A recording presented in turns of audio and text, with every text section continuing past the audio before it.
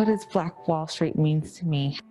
I think at this point, Black Wall Street it's a spirit, it's an energy. It means Black excellence. It means Black achievement. It means that there's no holds barred. There's nothing that you can't do that you put your mind to. Black Wall Street, hopefully what comes of next year and what comes of this heightened awareness of the community and what it was and what happened to it, is hopefully people look at it as an example of what is possible, and they come from it feeling inspired and hopeful. I think Black Wall Street represents a lot. It represents the resilient nature of a community.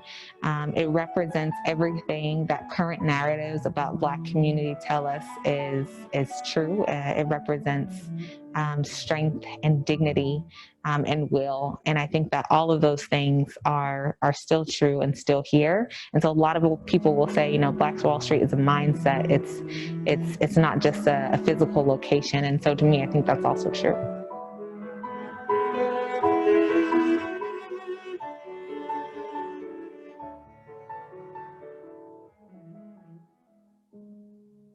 In 1921 was not just this isolated place of racial tension. Something had to lead to that. The words that I use come from a local author and historian who studied this history for over 30 years, Hannibal B. Johnson. And he says that Tulsa was this tinderbox, that all it needed was a striking of a match. And that, of course, that striking of a match happened in 1921, the elevator incident, May 30th of 1921. A 19-year-old Black shoeshine boy, Dick Rowland, and he's working downtown.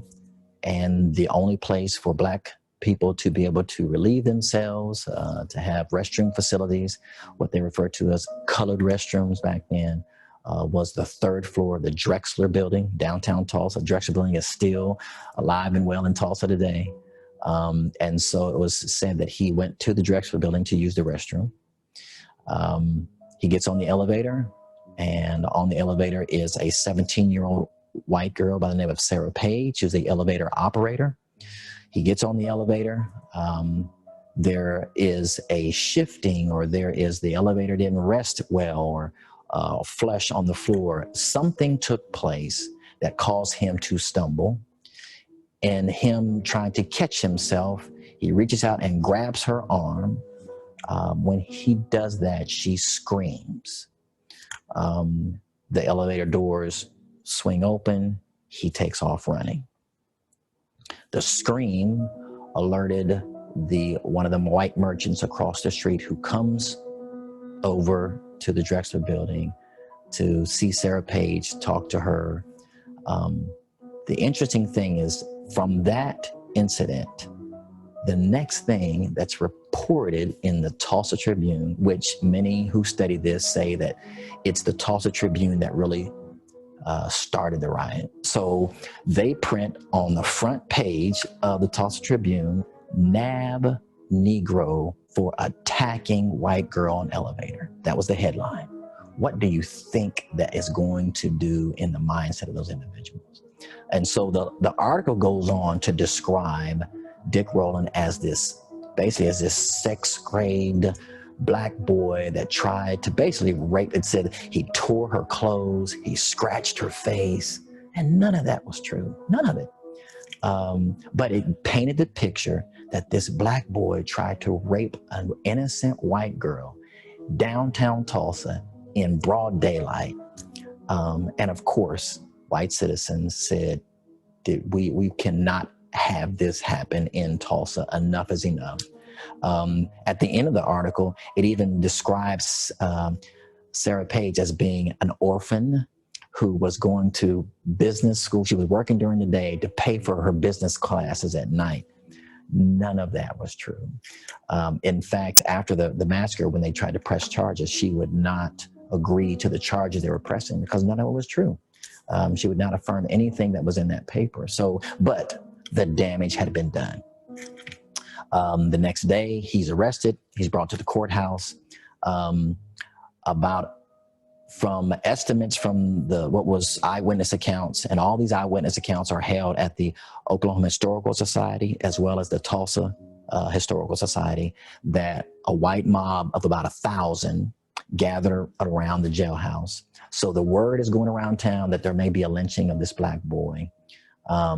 Greenwood gets the word, and about 36 black men who had served in the war, disciplined, not afraid, had their own munitions, marched down to the courthouse, not to start a fight, but simply to protect Dick Rowland. In other words, we are not going to let one of our own be lynched today. He's going to get his due process. There are stories, there are reports that the sheriff actually met them at the railroad tracks to keep them from coming downtown. You know, you don't have to come downtown. You know, we're not going to let him get lynched. We're going to protect him. The black citizen says, well, that's all good and well, but we're going to help you. They kept marching downtown. And so you have a mob of 1,000 white men. You have about 36 black men around the courthouse with their guns. About between 10 and 10:30, of course, the emotions get heightened. A white man goes up to one of the black men to try to disarm the gun from him. They get into a wrestling match over the gun. In the course of that, the gun discharges, and that happened about 10:30. The first shot was fired, and what was reported in the paper was when that gun went off, quote, "all hell broke loose," unquote. And so the fighting began there. The black citizens, the soldiers retreated back to Greenwood. The mob of 1,000 grows to about 1,500. The Tulsa Police Department actually deputizes many of the white citizens. They get guns, they get ammunitions, and about 1:30 in the morning, at the intersection of Elgin and Archer is where they made their entry into Greenwood.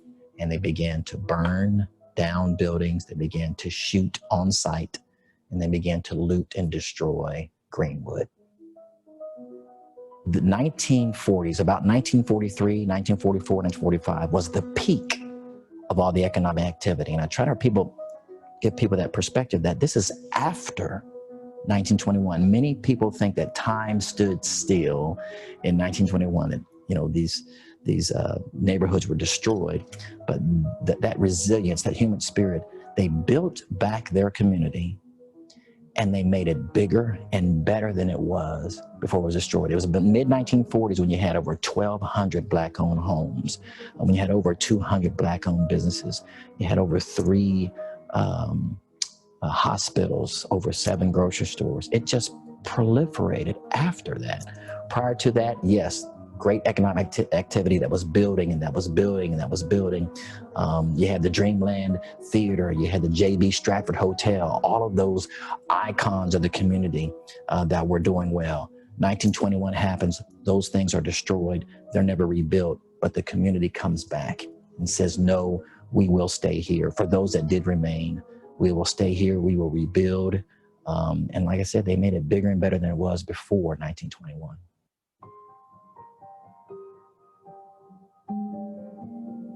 My name is Brenda Nels Alford, and I grew up here in Tulsa.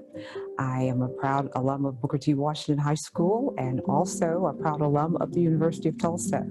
I knew that my grandfather was a very proud college-educated shoemaker, and the family and the community members, they all came together to make the businesses work, to help out with the businesses, and they were very, very proud of that. They were the proud owners of the Nels Brothers Shoe Shop and Record Shop that was located at 121 North Greenwood Avenue and various locations throughout the community. They were also the first owners of what is now Lacey Park, wherein the Nels Dance Pavilion and skating rink was located. They also operated a taxi and limousine service. So as you can see, they were very entrepreneurial-minded people, as most of the community was at that time. After I found out about that aspect of our history, it would begin a journey for me to find out the rest of our family story.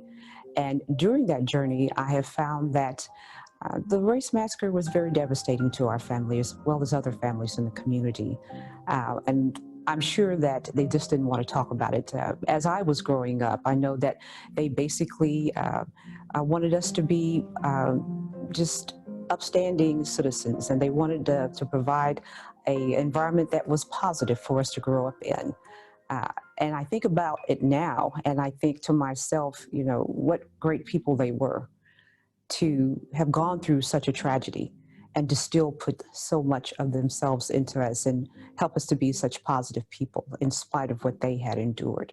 My understanding is that my family would run for their lives from their beloved Greenwood neighborhood and basically go all the way out to a park that was named Golden Gate Park at the time.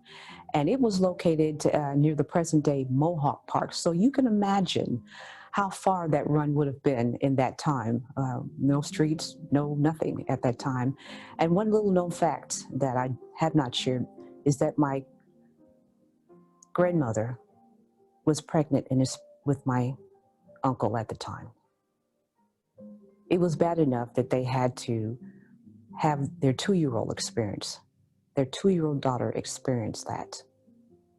But to know that my grandmother almost lost and could have lost my uncle is heartbreaking. And my reality every day of my life is that if they had not survived those tragic days, I wouldn't be sitting here. I'm also very interested in it because my great-grandmother would pass away in 1925 and be buried at Oaklawn Cemetery. And I'm another generation that endeavors to find her grave, to give her the due respect that she and so many others deserve. Those victims of the race massacre were fine, upstanding members of this community, and they deserve to be respectfully remembered and given a proper burial. I think that the race massacre wasn't only a bad thing for the Greenwood community, it was bad for Tulsa as a whole. Because I shudder to think what Tulsa could have been had the race massacre never occurred. It would have been an opportunity, as I've said before, for our businesses to be handed down to other family members, and an opportunity of generational wealth. And they were never given that opportunity. This is my aunt, the late Dr. Cecilia Nels Palmer, who would become the first Black professor or faculty member, if you will, here at the University of Tulsa. She was very proud to be in that role because she was a very, very wonderful educator, community advocate, and historian.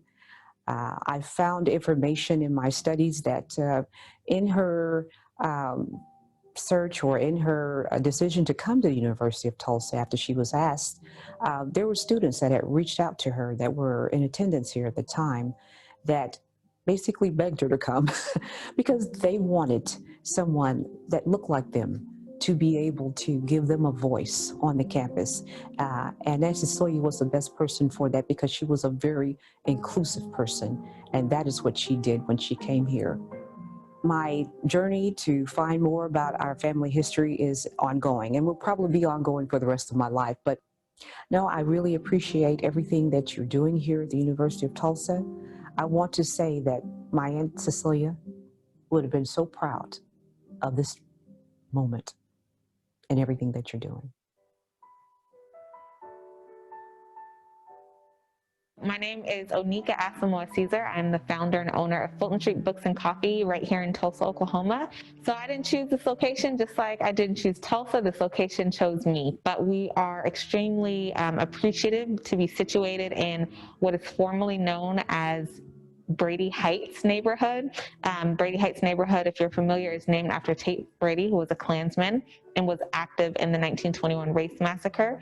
We are now at a point where this neighborhood is actually gentrifying. And so what it creates is an opportunity to have a lot of conversation, a lot of direct conversation about race, about class, about gentrification. And so we see our role in this neighborhood as being a bridge. And so ensuring that we are creating opportunities for folks to create connection across lines of difference right here in the Heights neighborhood.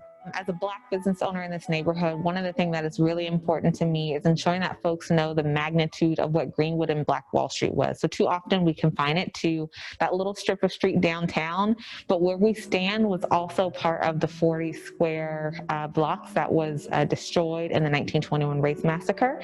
And so it's really important to me, one, to be a part of the revival and the resurgence of Black businesses in this area, and also as part of reclaiming that history. And I think that's really in part what drove me to open this business, and especially to open in this space. When I think of Black Wall Street and those who thought that they had eradicated that thing that they did not want to exist in the city, it brings me a lot of joy to know that we are the folks who have picked up the torch and said, we will not allow this to die, but we're going to reclaim this legacy, and we're going to rebuild and build it and bring it back even better than what it was before. So being a part of that reclamation, of that resurgence, is something that means a lot more to me than just being a business owner. My name is Don Horner. Our company is the Pillar Group. We're a full service insurance and brokerage firm. I've been on Greenwood for 7 years. I come from a family of entrepreneurs. My dad actually had a business on Greenwood back in the 70s. And then my grandfather in the 30s had a dry cleaners here on Greenwood when Greenwood extended all the way down to Pine. So I do have a family history of people working and doing and being in business on Greenwood. And actually having that opportunity is really, really exciting. Actually, what's really exciting about it to me is the young people that are down here on Greenwood. When I first came down here, there wasn't very many people down here at all.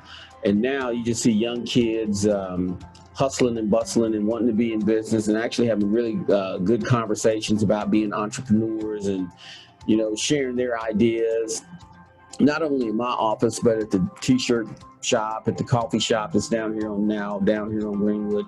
You see a lot of people just having, just that energy of wanting to, for lack of a better phrase, bring back that fire, that desire to actually own your own business and be successful. My name is Vanita Cooper. Everyone calls me Coop. I'm the owner of Silhouette Sneakers and Art here in Greenwood and Tulsa. And at Silhouette, we sell limited edition sneakers and apparel. We sell local apparel. We have an art gallery, and we also sell vintage clothing. I decided to open up a business on Greenwood because of just the rich history of the Black entrepreneurs that came before me, the things that they were able to accomplish as, one of the most successful Black business communities ever in the history of America, and the resilience that they showed in the face of having to deal with a massacre and having to deal with urban renewal and governmental policies that worked against them. I wanted to build on that legacy.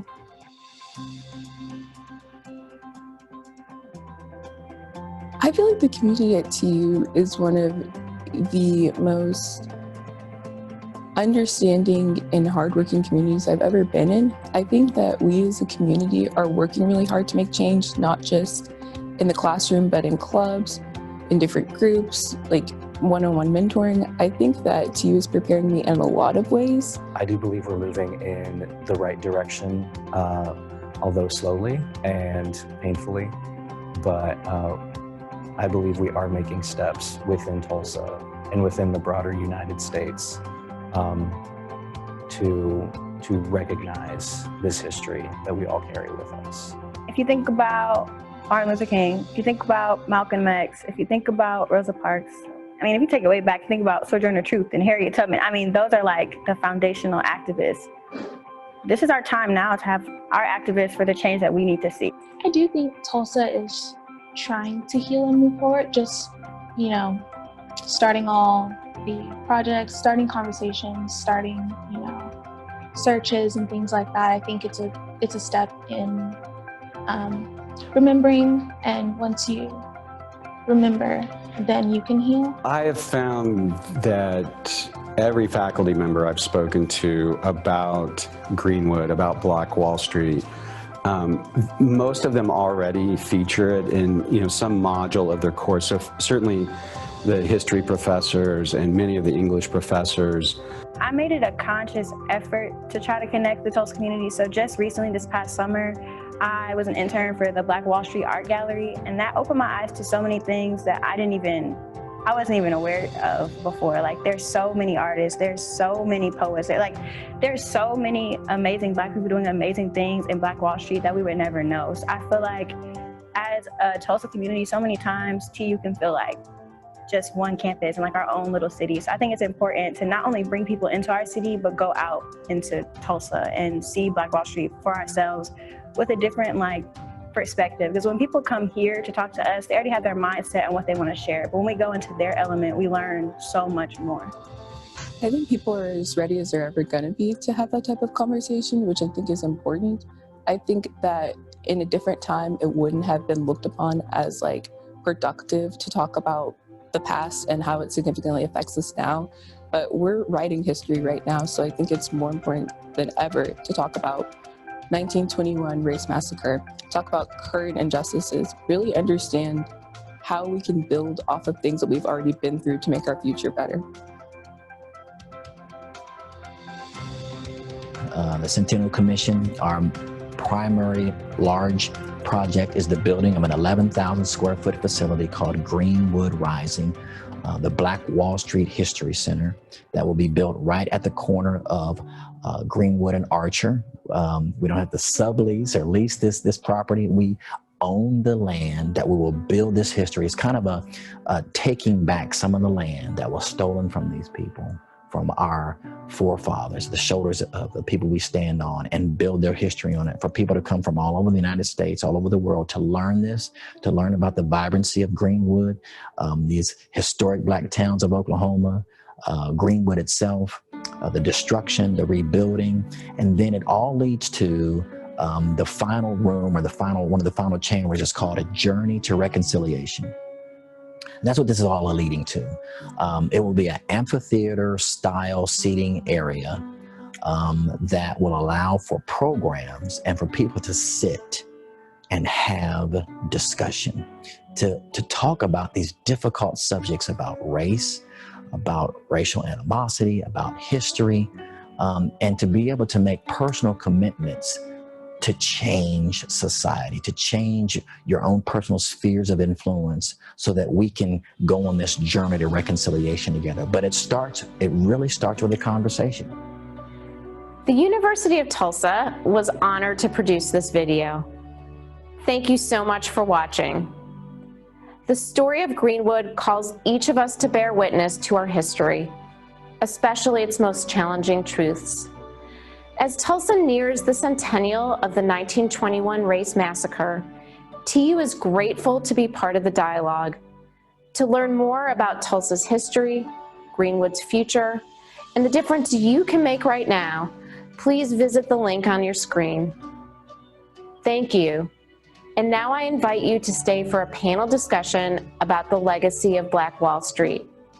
We are pleased to offer this event as part of our 2020 homecoming programming.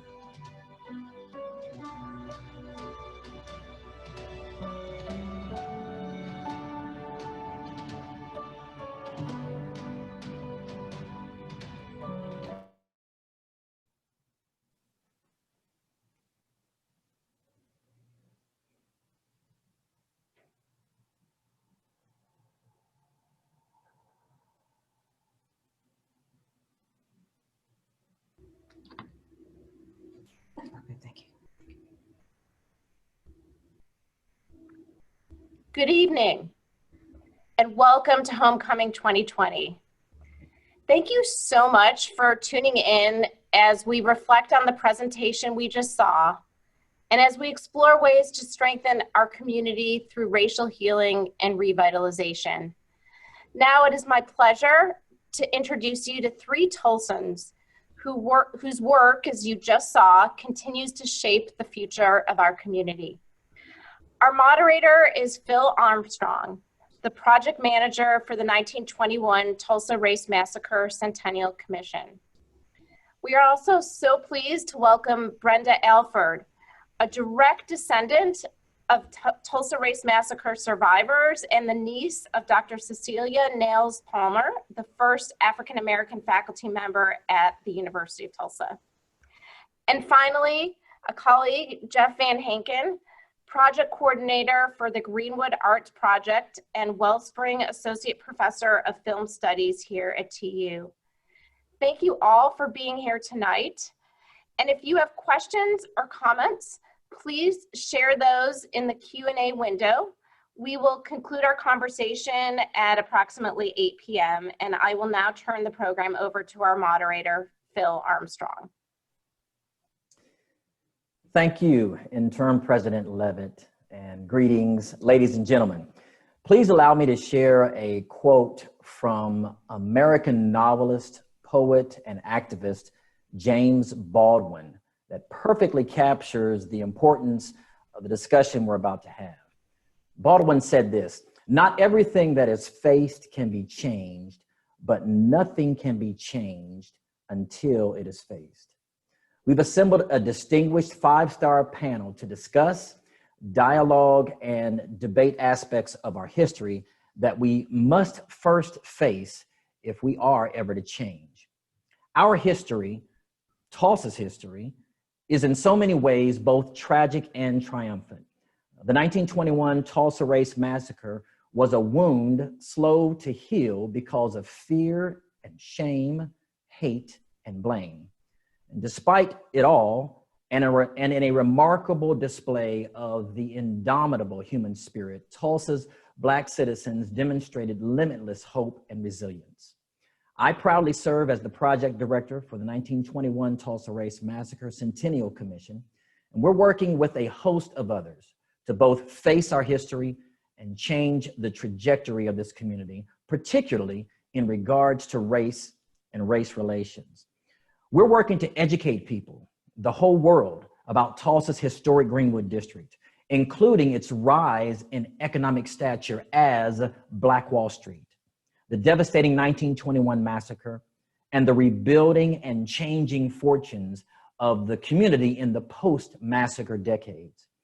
Our new world-class history center, Greenwood Rising, will create opportunities to build coalitions and community to sustain social ties.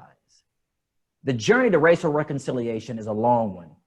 It requires much of each of us. We, though, are up to the task. Tonight, we've had a lot of questions that were submitted previously, as well as questions that you may submit in the Q&A tonight, and we will do our best to get to all of them. With that, I'd like to say that it's a pleasure to work and be here tonight with Jeff and Brenda. They both serve on the Centennial Commission with me, and they are exemplary in their leadership and their ability to sit at the table and dialogue with so many over the last 5 years that the Centennial Commission has been active with this work. So I'd like to start out with the first question to Ms. Brenda. After watching that powerful video, Brenda, as we come and approach the centennial of the massacre, and as a direct descendant of this legacy, what is most on your mind? I basically think of our family members and our community members' strength, courage, and tenacity in the midst of one of the worst atrocities, not only in Tulsa, but U.S. history. You know, these were fine, upstanding members of our community who simply wanted just a piece of the American dream and truly received a nightmare. And I am so, so proud of them. And I am proud to be a descendant.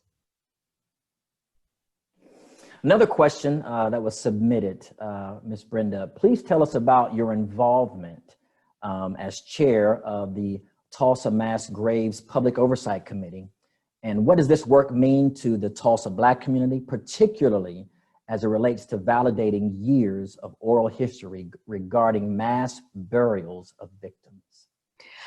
You know, when I'm very humbled and honored to serve as chair of Mass Graves Public Oversight Committee, because I basically know what it feels like to have someone buried somewhere and not know where they are and not be able to give them the due respect that they deserve, as I have a great grandmother who was buried at Oak Lawn Cemetery in 1925.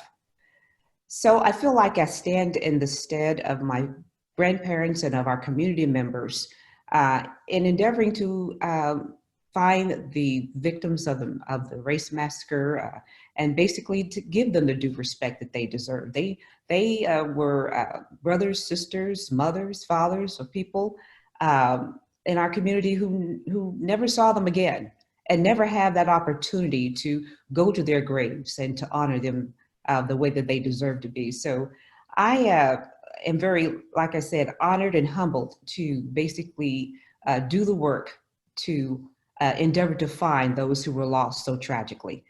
It would bring some sense of solace to our community members, if you will, to be able to do so. Ms. Brenda, if I can ask real quick for you to share this. I've been on a couple of panels with you, and there's a powerful portion of your history that you share as a child growing up, and you mentioned, and you tell it better than I, but it's when you talk about your childhood experiences and being in the car and when your family would drive past Oak Lawn Cemetery. Would you share just some of that tonight? When I found out about the race massacre aspect of our family history, I have shared that it was devastating to me because I had not heard about that aspect of our family history.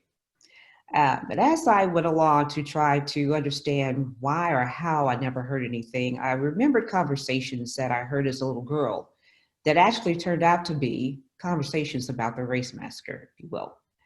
I always knew that my grandmother had to hide in a church for some reason, but I never knew why. I didn't know what that meant. I was a young kid. I didn't know what questions to ask. And when we would have a family journeys and going someplace in Tulsa, especially when our relatives from out of town would come to town, we'd be riding by the Oak Lawn Cemetery. And every time we go by there, one of the members of our families would say, you know, they're over there.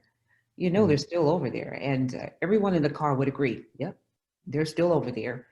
And I remember as a kid, I had a thing about Oak Lawn Cemetery for so long because I'm like, what's over there? But now I know what's there. And like I said, it's nothing like an understanding so many years later. Thank you, Brenda. Jeff, this question came in for you. Is the Black history of Tulsa, the Greenwood District, and Black Wall Street being taught in classes today? And why was it not part of the curriculum historically? Well, it is being taught, it's being offered. I don't believe it's mandated yet in the state of Oklahoma. Does that sound right, Phil? Yes. So there is a curriculum that has been prepared over the years and that is available for teachers to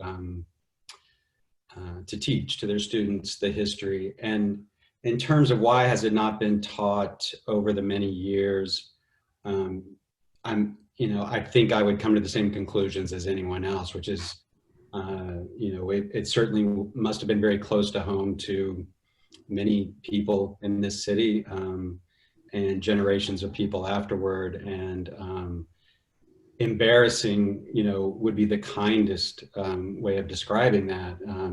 It's an incredible crime that was committed, and certainly that it's easy to argue another crime was committed in its cover-up.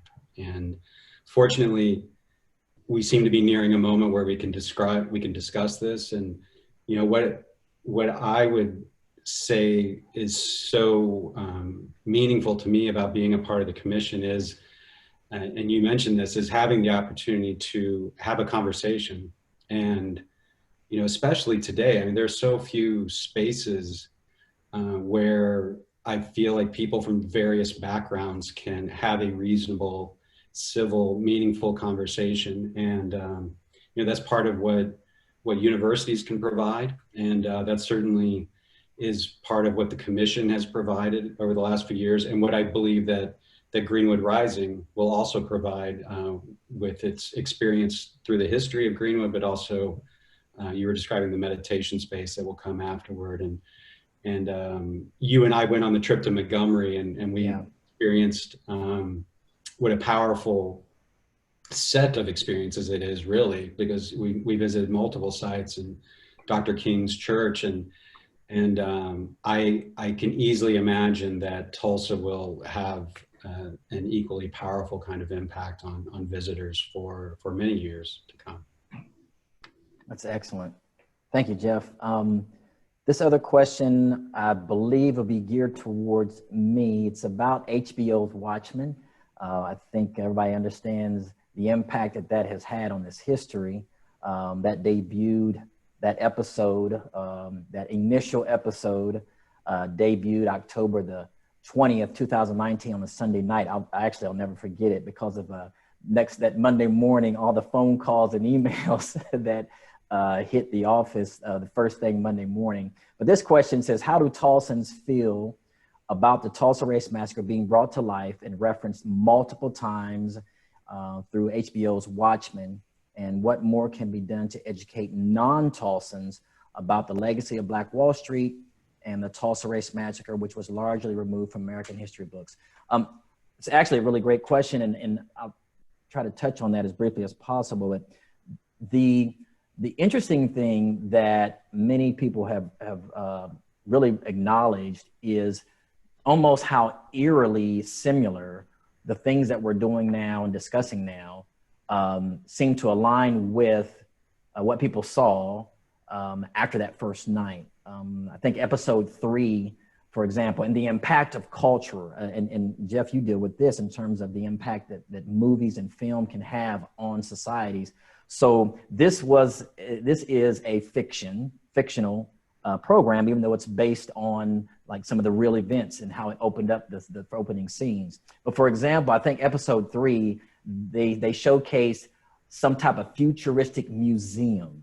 And we got a lot of emails and calls about, is this the museum that you guys are trying? We didn't have a name for Greenwood Rising at that time, but it was just amazing the emails that we would get. And at that point, we kind of realized, okay, what did they do? How are they getting so much good information with HBO Watchmen? And come to find out later on, the producers of HBO Watchmen, Damon Lindelof, as well as some of their supporting staff there at HBO, they email us on a regular basis. They stay in contact with us. Found out that they actually visited Tulsa long before, of course, the debut.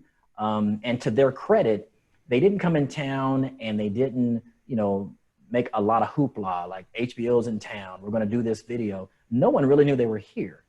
They spent 2 or 3 days to get the history, to see what was going on, to tour Greenwood District, to see Greenwood Cultural Center and the 1921 Race Memorial, to see John Hope Franklin Park, to get a really good sense of the history. One of the actors, of course, Tim Blake Nelson, is a native of Tulsa, so I'm sure he probably had a lot to do with them coming here to get the information. But the opening scenes with the planes flying over, I think that's what really had the most impact, is the news outlets that would call and send emails for interviews.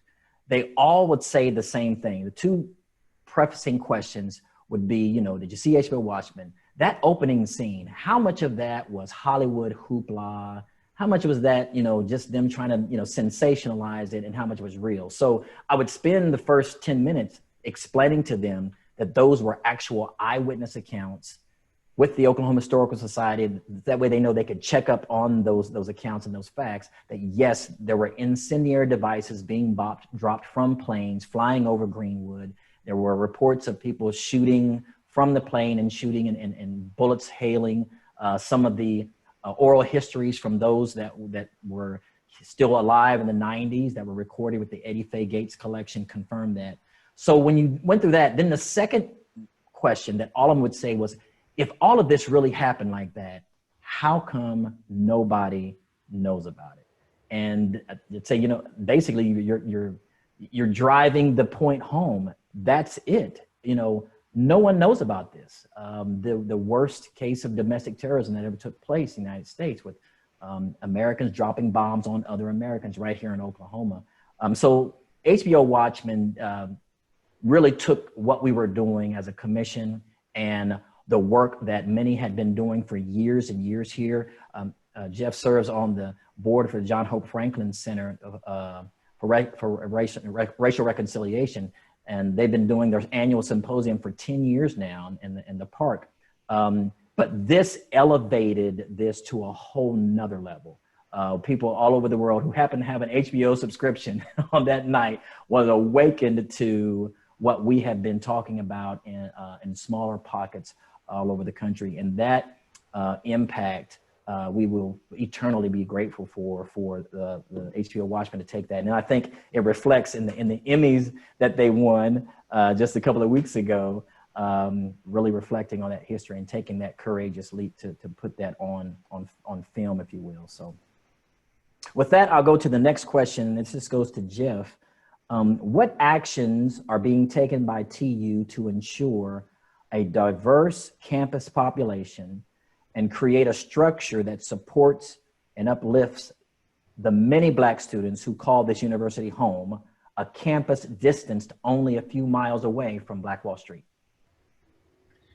Well, I think that process is ongoing, and so it's gaining in steam. And I think that I said a little bit in the video there that there are many faculty from various departments and various colleges who are deeply interested, not just in an academic sense, but deeply interested in a human sense about exploring what happened in Greenwood and making sure that does not happen again. So there is, for example, a group on campus called Titan, which studies trauma and historical trauma. And they've been at this work for about 10 years. And they're certainly interested in studying Greenwood and how this has impacted that population. They also want to be quite careful because, I don't think any academic wants to pretend to be expert at something that they're not. And so it's a matter of both bringing in the material, but bringing it in a way that is respectful, that does not, feel exploitative to anyone, because certainly this community understands exploitation. And so I would say on many different departmental levels and college levels, there are a lot of efforts going on. I really wanted to highlight the work of Alicia Odawale, who's my colleague. She's a native Tulsan. She's my colleague in archaeology.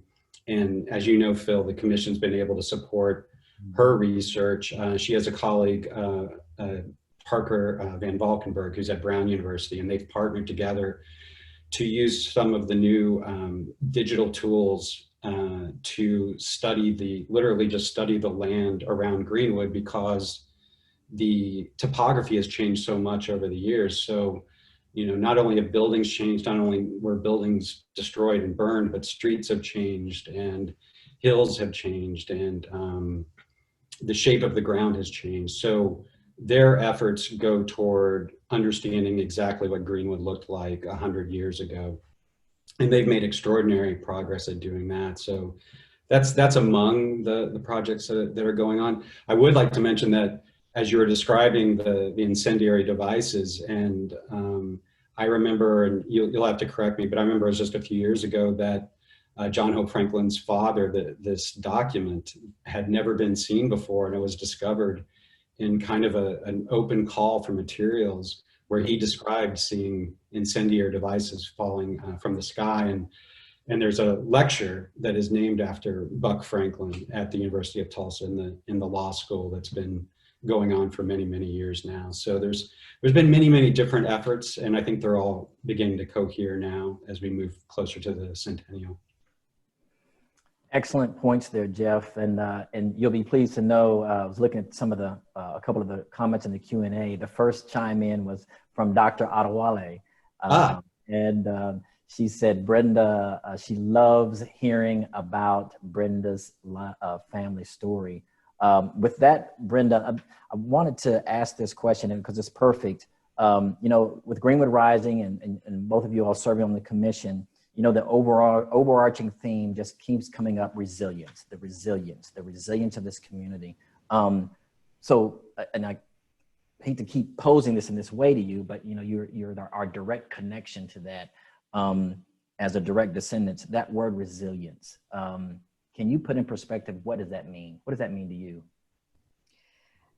To me, it goes back to growing up in the Greenwood District and basically having our family members be so positive, and our family members and our community members being so positive and encouraging and loving to us.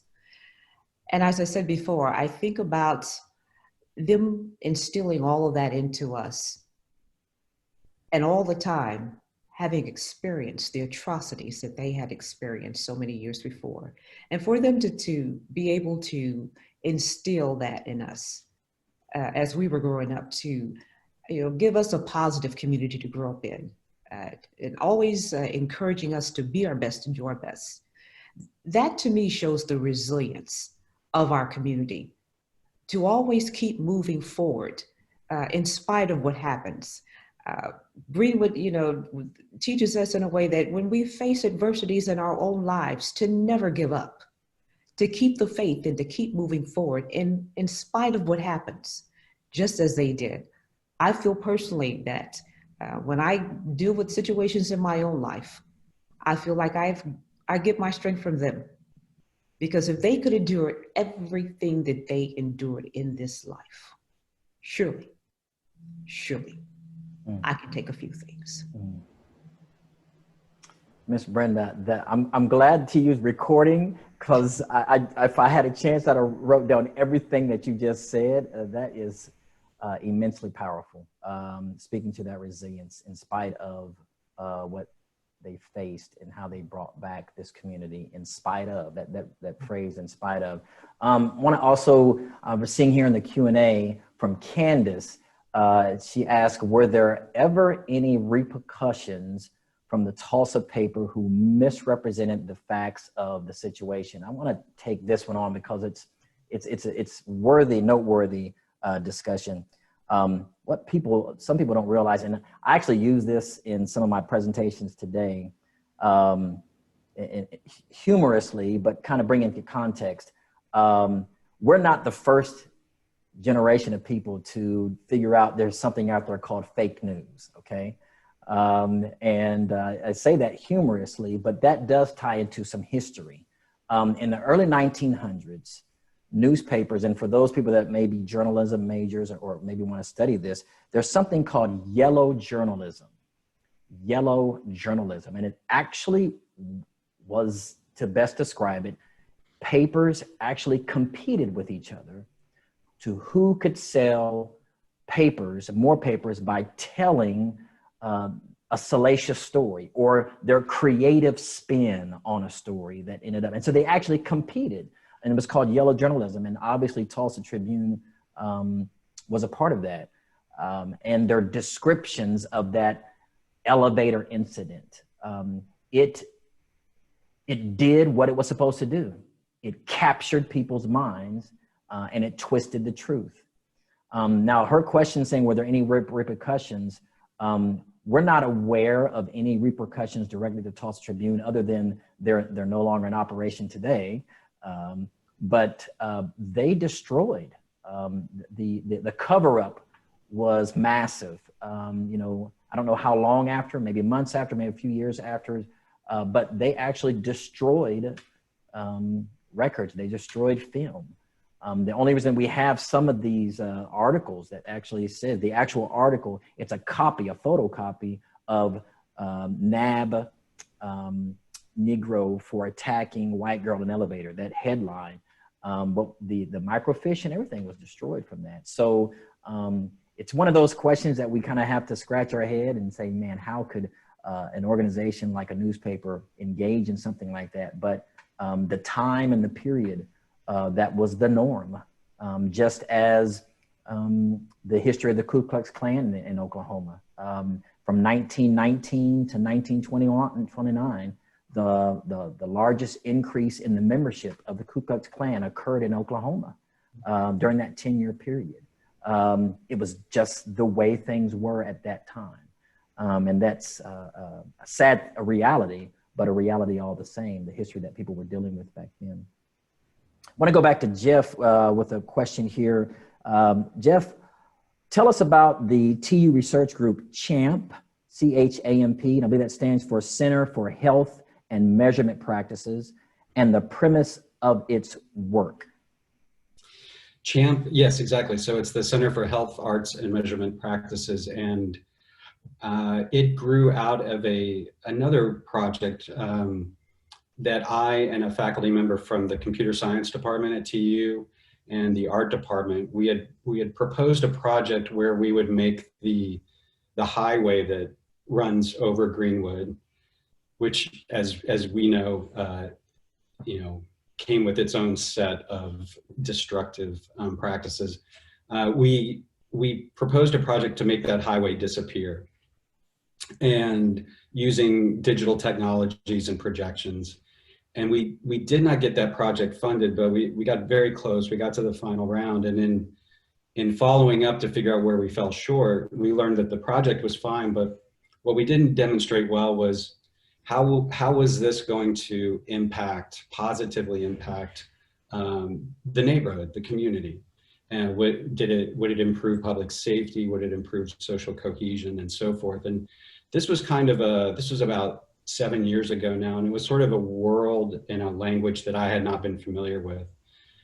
And I came away with that thinking, well, I wonder if there's a way to help other artists who go for these awards and enter, have ideas for new projects.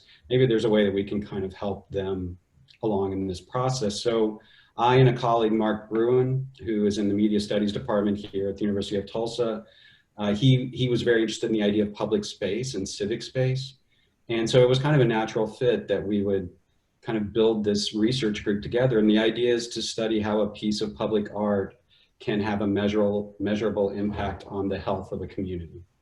And it sounds odd, but it's almost coincidental that grew up at the same time that, all these wonderful projects, such as the Greenwood Art Project.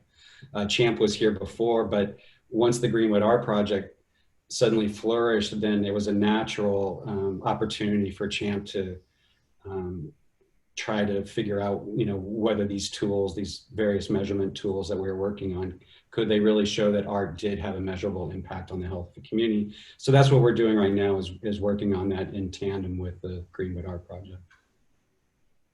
Thank you, Jeff. I want to swing a question back to Ms. Brenda, but a couple more comments here. Dr. Laverne Ford Wimberly actually has chimed in with a question. For those that don't know, she's a longtime educator, Tulsa Public Schools educator. She also serves as a board of directors for the iconic Greenwood Cultural Center, where the current 1921 Tulsa Race Riot Memorial stands. She asks this question, and Jeff, we might need to pitch this to the administration or to President Levitt. She says, has there been any recognition of Anita Hairston, the first Black female to receive a master's degree in TU in 1952? So Dr. Wimberly is still educating us all, and we will definitely find out about that and have someone respond with that. Also in the chat from an E. Brown, class of '89, they ask about I'm going to summarize this. They want to know about the education curriculum and why is it still not being taught on a wide level.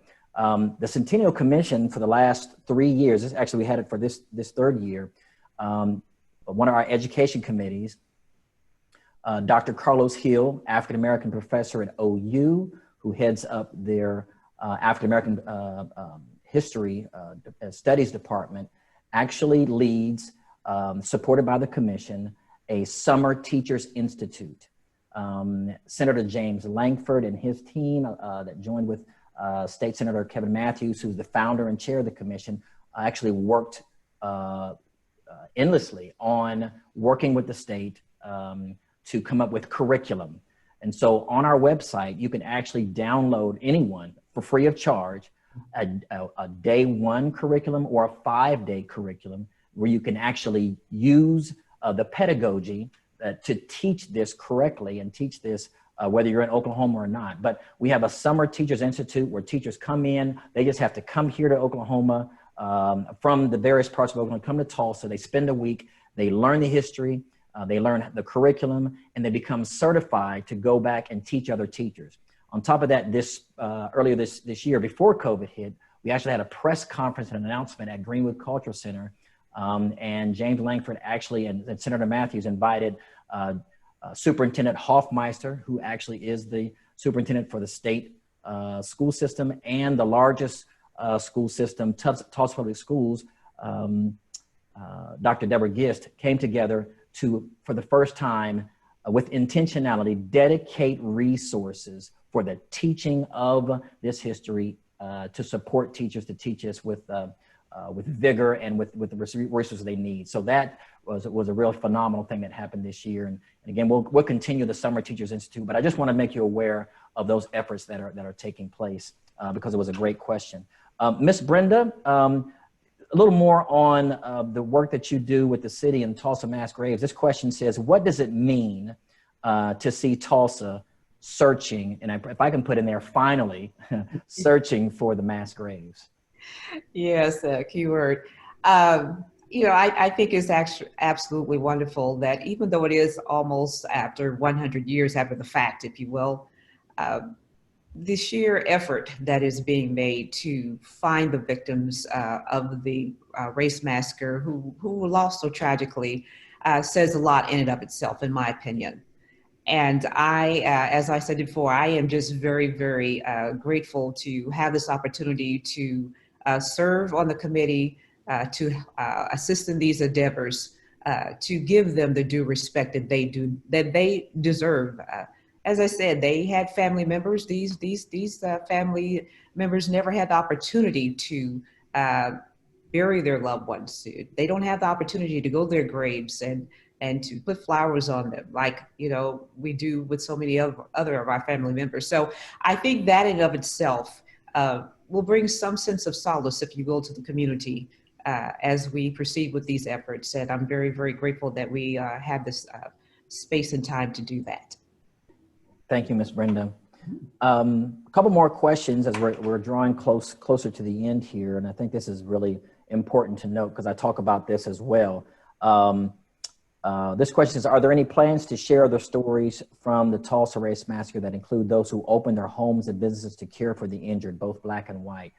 That actually is going to be a part of one of the exhibits in Greenwood Rising. I try to talk to different students and different ones to say there were almost 100,000 people living in Tulsa at that time, 10 to 12,000 African Americans in Greenwood. The mob, you know, was around 1,500 at its height. And I say this again in a humorous way, not every white person was out killing Black people during this time period. We do have and will have display of the minutes from Holy Cathedral, Catholic Church. These are all white churches downtown. First Presbyterian Church downtown, First United Methodist, and just recently found out from First Baptist, where they actually housed and went out and found some of those who were impacted and hid them in their basements, fed them and clothed them. Also the work of the American Red Cross. There's a book that's written that actually shows where the victims even called them angels of mercy. So there were those, it's just they were overwhelmed. And of course, not enough spoke up. But we do want to highlight that there were those in the Tulsa community, the white community, that came to the aid of those who were definitely impacted by this. Also, the last thing is, and I saw this question on the Q&A as well, how can people support what work is going on, and how can they help with Greenwood Rising? And we'd like to draw your attention as members of the commission to our website, which is tulsa2021.org. tulsa2021.org, and you can learn more about this history, this information, the work of the commission. This has been going on since 2015. You can see renderings there of Greenwood Rising. You can also support. We're going to have a large donor wall inside Greenwood Rising that will show the outstanding community effort to build this. So you can donate to the Capital Campaign. It's a $30 million campaign that we're on.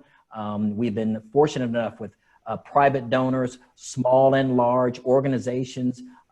We haven't even gone to the outside of Tulsa yet, but we've raised about $24 million in pledges, which is phenomenal, the Tulsa community coming together. And we want this donor wall to reflect whether you gave $100 or whether you were an organization that gave $1 million, every name of every individual on this large donor wall to show the world that the community came together to build this. So we'd love to see your name on that. You want to see your children, your grandchildren come to Tulsa and see where you were on the side of history when they come to Greenwood Rising. So we encourage you, again, tulsa2021.org. And as we close out, we thank you for joining us. We thank you for the University of Tulsa for putting this together. Thank you for Jeff. Thank you, Brenda, for being a part of this on this panel. I think this is wonderful work. It's the beginning. It's not an end. It's a journey that we're all on, this journey to reconciliation. And it's great to be a part and see the University of Tulsa taking the lead and putting something like this together. And again, it's just the beginning. It's not the ending point. And I will end tonight with, we started with a quote from James Baldwin. We'll end tonight with this quote by Juliette Gordon Lowe. And she said this: "The work of today is the history of tomorrow, and we are its makers." Thank you for joining us. Have a good night.